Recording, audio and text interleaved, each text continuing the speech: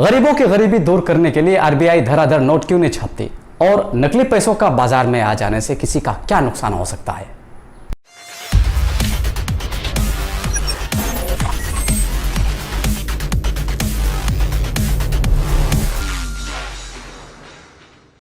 नमस्कार, मैं हूं गजम अरुणाचल इंडिया से। जब मैं छोटा था और जब भी मुझे पैसों की जरूरत पड़ती थी तो एक चीज मैं हमेशा फैंटासाइज करता था कि कहीं से मुझे पैसे से भरा हुआ बस्ता मिल जाए और मैं वो सारी चीजें कर सकूं जो मुझे अच्छी लगती हो। आई होप आप में से कईयों ने भी इस चीज को फैंटासाइज की होगी। लेकिन जैसे जैसे बड़ा हुआ और पढ़ाई की तो ये बातें समझ में आने लगी कि ये सारी चीज़ें, चाहे वो कुबेर का खजाना हो या फिर अली बाबा के 40 चोरों का गुफा, ये सारी चीज़ें फिक्शंस में होती है। हकीकत में ऐसा कुछ नहीं होता कि आप कहीं चले जाओ और कहो कि खुल जा सिम सिम और सोने का गुफा खुल जाता हो। आज आपसे इन्हीं बातों से जुड़ी दो महत्वपूर्ण चीज़ें मैं शेयर करने जा रहा हूँ, इसलिए वीडियो को अंत तक देखिएगा। पसंद आए तो लाइक कीजिएगा, दोस्तों के साथ शेयर भी, और अगर चैनल में नए हैं तो प्लीज़ सब्सक्राइब भी ज़रूर कर दीजिएगा और चैनल को ग्रो करने में हेल्प कीजिएगा। मैं आपका नॉलेज बढ़ाता रहूँगा, ये मेरा वादा है। तो चलिए वीडियो को कंटिन्यू करते हैं। दो महत्वपूर्ण सवाल हैं। आरबीआई धड़ाधड़ नोट क्यों नहीं छापती ताकि गरीबों की गरीबी दूर हो जाए, और नकली पैसे अगर बाजार में आ जाए तो किसी का क्या जाता है। इन बातों को समझने के लिए आपको आरबीआई के कुछ पॉलिसीज को समझने होंगे जिनके तहत ये पूरे इकोनॉमी को कंट्रोल करता है, मनी फ्लो को कंट्रोल करता है। इन पॉलिसीज में CRR यानी कैश रिजर्व रेशियो, SLR यानी statutory liquidity ratio, repo rate, reverse repo rate और बैंक रेट जैसे पॉलिसीज हैं।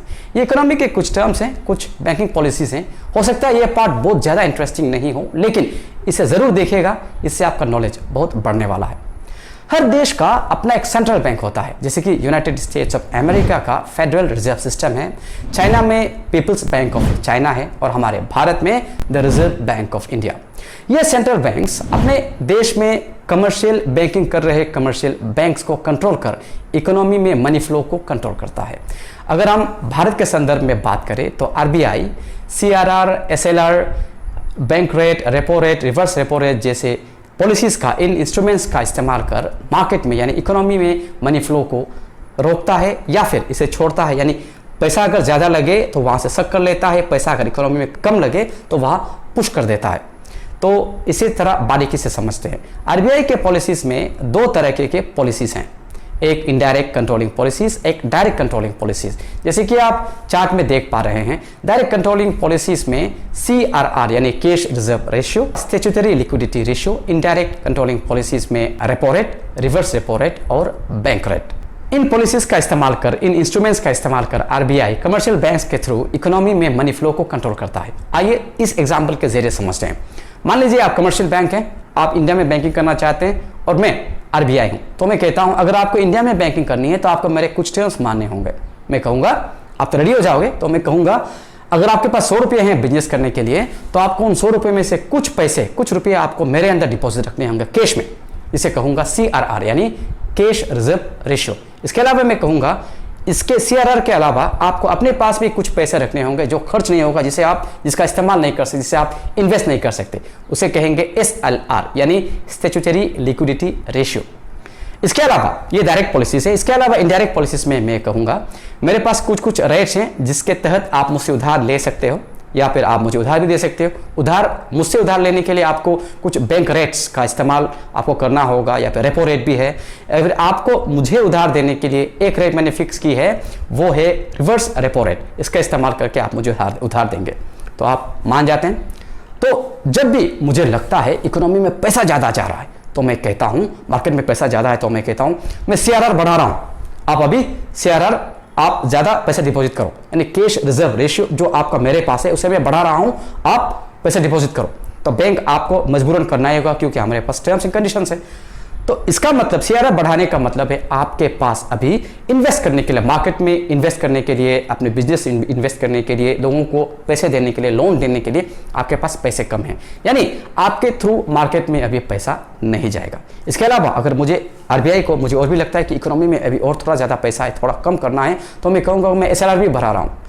SLR बढ़ाने का मतलब आपके अंदर जो एसेट है जो आपको रखनी चाहिए थी, स्टैट्यूटरी लिक्विडिटी रेशियो, स्टैट्यूटरी जो कंपलसरी आपको रखनी चाहिए, वो सारी चीज़ें जो मैं बोल रहा हूँ उसको आपको अगर बढ़ा के मैं दे देता हूँ, SLR को बढ़ा के दे देता हूँ, तो आपको SLR में ज़्यादा पैसे रखने होंगे, तो इसको 40% तक बढ़ाया जा सकता है। SLR में ज़्यादा पैसे रखने होंगे तो फिर उसका मतलब आपके पास और ज़्यादा पैसे कम हो गए, आप मार्केट में और इन्वेस्ट नहीं कर सकते, लोगों को लोन नहीं दे सकते। अब लोगों तक पैसा नहीं पहुंचेगा तो इकोनॉमी में ऑटोमेटिकली पैसा कम हो जाएगा और लोगों की खरीदने की कैपेसिटी कम हो जाएगी। अब इसके अलावा जो इनडायरेक्ट पॉलिसीज है वहाँ पर जो रेपो रेट है, रेपो रेट एक ऐसा रेट है जैसे कि आप अभी डेफिनेशन में देख पा रहे हो, मैं हिंदी में बता रहा हूँ, जिसके तहत RBI से आप कमर्शियल बैंक्स लोन ले सकते हो। मैं कहता हूं मैं रेपो रेट बढ़ा रहा हूं, इसका मतलब है मैं आपको ज़्यादा पैसा नहीं दे रहा हूं। अगर मैं कहूं मैं रेपो रेट घटा रहा हूं तो मैं आपको ज़्यादा पैसा दे पा रहा हूं, मतलब मैं रेपो रेट इंटरेस्ट आपको कम इंटरेस्ट में पैसा दूंगा अगर मैं रेपो रेट घटा रहा हूं। अगर रेपो रेट बढ़ा रहा हूं तो आपसे मैं ज़्यादा इंटरेस्ट में पैसा दे रहा हूं। मतलब रेपो रेट अगर मैं घटा दूँ तो इनडायरेक्टली अगर मैं कहूँ तो अगर मुझे लगे कि मार्केट में ज़्यादा पैसा हो रहा है तो मैं रेपो रेट बढ़ा दूंगा। मतलब अगर आप मुझसे उधार लेते हो तो इंटरेस्ट ज़्यादा लगेगा, मतलब आपके पास अभी पैसा कम होगा क्योंकि आप मुझसे ज़्यादा उधार नहीं ले सकते। अगर मुझे लगे कि इकोनॉमी में थोड़ा कम पैसा आ गया है तो मैं कहूँगा मुझसे आप उधार ले लो, बैंक वाले मुझसे उधार ले लो, मैं रेपो रेट घटा रहा हूँ। अगर रेपो रेट कम कर देता हूँ उसका मतलब है आप मुझसे कम रेट में कम इंटरेस्ट में आप मुझसे पैसा ले रहे हो, आप उसे मार्केट में इन्वेस्ट कर रहे हो, लोगों में दे रहे हो और मुनाफे के बाद आप मुझे दे रहे हो। रेपो रेट में एक ज़रूरी चीज़ है, एक सिक्योरिटी जो गवर्नमेंट बॉन्ड के फॉर्म में भी हो सकता है। गवर्नमेंट बॉन्ड्स वगैरह को सिक्योरिटी में रखकर आप रेपो रेट में आप मुझसे पैसे उधार ले सकते हो।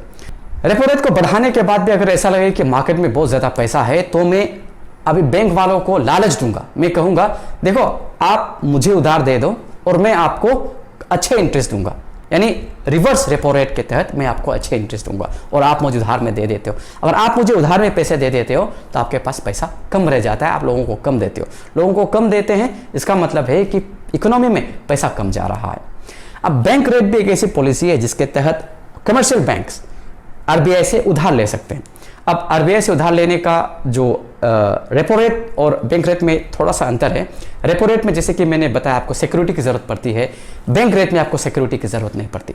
तो इन्हीं डायरेक्ट और इनडायरेक्ट पॉलिसीज़ के तहत इन इंस्ट्रूमेंट को इस्तेमाल कर इकोनॉमी में पैसे के फ्लो को RBI कंट्रोल करता है। तो अगर नक्शल में देखें तो इन पॉलिसीज़ का पूरा और एक ही मकसद है इकोनॉमी में पैसे को पंप करना, अगर कम लगे और अगर ज़्यादा लगे तो वहाँ से वापस खींच लेना। तो हम में से कई ऐसे सवाल कर सकते हैं, अगर इकोनॉमी में पैसे ज़्यादा है तो भला किसी का क्या जाता है? तो इसे इस तरह समझिए, अगर इकोनॉमी में पैसा ज़्यादा आ जाता है तो आपके पास मेरे पास बहुत ज़्यादा पैसा हो जाता है, तो हमारी खरीदने की कैपेसिटी बढ़ जाती है। अगर हम खरीदने की कैपेसिटी बढ़ा देते हैं, हम ज़्यादा सामान खरीदते हैं तो डिमांड बढ़ जाता है। अगर डिमांड बढ़ जाता है और सप्लाई अगर उसे मीटअप नहीं कर पाता, क्योंकि सप्लाई तो वही रहेगा, मीटअप नहीं कर पाता तो फिर इन्फ्लेशन हो जाता है, यानी रेट बहुत बढ़ जाता है। तो इसी इन्फ्लेशन को रोकने के लिए RBI इन मैकेनिज्म्स का इस्तेमाल कर इकोनॉमी में पैसे की फ्लो को कंट्रोल करता है। तो आइए शुरू के दो सवालों के जवाब को ढूंढने की कोशिश करते हैं कि RBI धड़ाधड़ नोट छापकर लोगों में बांटकर लोगों की गरीबी दूर क्यों नहीं करती और नकली नोटों का बाजार में आने से इकोनॉमी में किस तरह का असर होता है। आए दिन आपको सोशल मीडिया में, खास करके फेसबुक के मैसेंजर में कई ऐसे लोगों से आपकी मुलाकात होती होगी जो आपको नकली पैसे का लालच देकर आपको लुभाने की कोशिश करते हैं, आपको नकली पैसे छापने की मशीन भी दिखाते होंगे। इन चक्करों में मत पड़िएगा। मैं एक ऐसे इंसान के किस्से को जानता हूँ जिन्हें 1 लाख रुपये नकली नोट के बदले 10,000 रुपये नगद असली नोट लाने को कहकर उन्हें उनकी जान ले ली गई थी। वो कभी लौट कर भी वापस नहीं आए।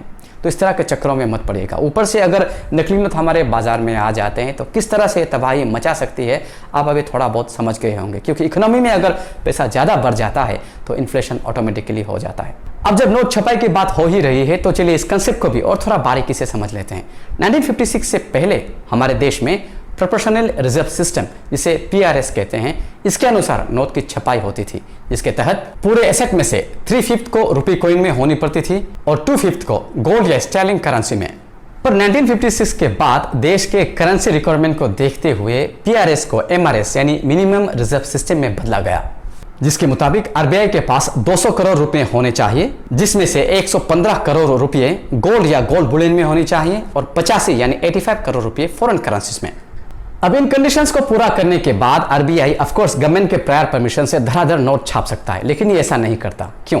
चलिए थोड़ा और बारीकी से समझते हैं। दरअसल आरबीआई और गवर्नमेंट को नोट छापने के लिए कई और फैक्टर्स को कंसिडर करने पड़ते हैं, जिसमें जीडीपी और जीडीपी फोरकास्ट जैसे फैक्टर्स आ जाते हैं। इसके अलावा एक बहुत ज़रूरी फॉर्मूला है जिसे फॉलो करनी पड़ती है। आप जैसे कि स्क्रीन पर देख पा रहे हैं, the sum of all values of goods and services produced must be equal to sum of all currencies. मान लीजिए हमने इतनी नोट छाप दी कि वे sum of all values of goods and services से बहुत ज्यादा हो गए, तो क्या होगा? तो महंगाई इतनी बढ़ जाएगी कि छोटी से छोटी चीजों के लिए हमें बड़े से बड़े रकम अदा करने होंगे, यानी हमें हमारे करेंसी की वैल्यू बहुत घट जाएगी, बहुत कम हो जाएगी, और हमें छोटी से छोटी चीज करने के लिए बहुत ज्यादा खर्चा करने होंगे। अपनी इकोनॉमी को, अपने देश की बिगड़ी इकोनॉमी को सुधारने के लिए नोट छापकर उसी इकोनॉमी को और बर्बाद करने में जर्मनी और जिम्बाब्वे का नाम पहले आता है। जर्मनी ने वर्ल्ड वॉर 2 के बाद अपनी बिगड़ी इकोनॉमी को सुधारने के लिए नोट छपाई शुरू कर दी, लेकिन इससे उनकी इकोनॉमी और ख़राब हो गई और घट गई, और बाद में इन्फ्लेशन आसमान को छूने लगी। जिम्बाब्वे ने भी लेट 90s में यही गलती कर दी थी। अपनी बिगड़ी इकोनॉमी को सुधारने के लिए उन लोगों ने नोट छपाई कर दी। हाँ, इस बार जो जिम्बाब्वे के जितने भी लोग हैं, जितने भी जिम्बाब्वेन हैं, वो लगभग सभी बिलियनर हो गए, लेकिन वहाँ महंगाई इतनी बढ़ गई कि एक दिन के खाने के लिए ही उन्हें बिलियंस में ही खर्चे करने पड़ रहे थे। तो फायदा क्या हुआ? इसीलिए नोट छपाई को एक कानून, एक दायरे के अंदर ही की जाती है। That is why printing and minting of money is not done blindly, it is calculated process. That is why RBI धड़ाधड़ नोट छाप कर गरीबों में नहीं बांटती। अगर इकोनॉमी में पैसा ज़्यादा आ जाए, वो भले ही नकली पैसे ही क्यों ना हो, हमारी इकोनॉमी को तहस नहस कर देती है। इसीलिए हमें नकली पैसों को एनकरेज नहीं करना है। इस तरह की बेसिक जानकारी हम में से हर किसी को थोड़ी बहुत होनी चाहिए, लेकिन इस भागदौड़ भरी जिंदगी में हम इस तरफ ध्यान ही नहीं दे पाते। लेकिन अगर थोड़ा सा समय निकाल कर हम इस तरफ थोड़ी सी रुचि देते हैं, तो हम अपने लिए, अपने समाज के लिए और अपने देश के लिए बहुत कुछ कर सकते हैं, इसे बहुत अच्छा कंट्रीब्यूट कर सकते हैं। तो ज्ञान बढ़ाइए, वीडियो को दोस्तों के साथ शेयर कीजिएगा ताकि उनका भी ज्ञान बढ़े और देश के लिए वे भी कुछ करें, हम भी कुछ करें। आज के लिए इतना ही। जय हिंद।